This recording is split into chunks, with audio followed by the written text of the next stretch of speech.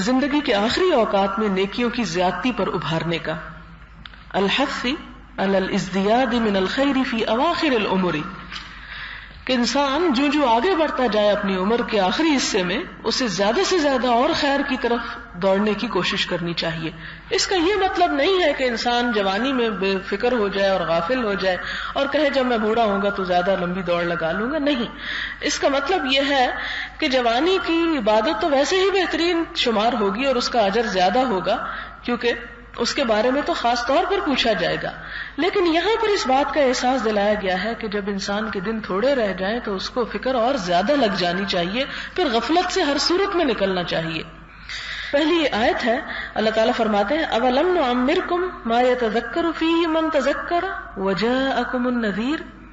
کیا ہم نے تم کو اتنی عمر نہ دی تھی کہ جس میں سوچ لے جس کو سوچنا ہو اور تمہارے پاس پہنچا ہے ڈرانے والا؟ مراد یہ کہ جتنی جتنی جس کی عمر لمبی ہوگی اتنا اس کا حساب زیادہ ہوگا اور اس سے اتنا ہی پوچھا جائے گا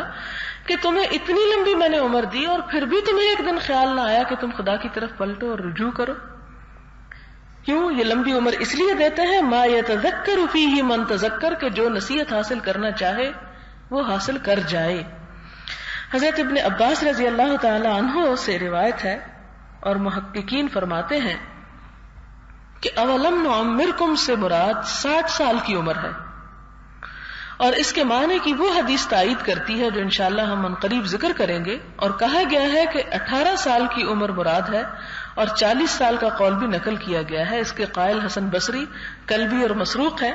اور حضرت ابن عباس رضی اللہ تعالی عنہ کا بھی یہ قول نقل کیا گیا ہے، اور نقل کرتے ہیں کہ اہل مدینہ کا جب کوئی آدمی 40 سال کی عمر کو پہنچ جاتا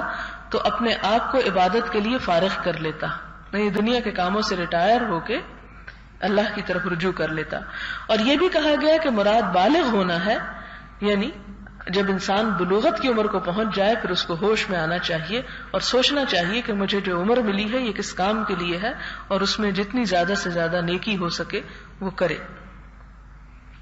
بہرحال ابن عباس اور جمہور کے نزدیک اس سے مراد ہے عمر دیا جانا، مراد یہ کہ زیادہ لمبی عمر اور آخری عمر مراد ہے۔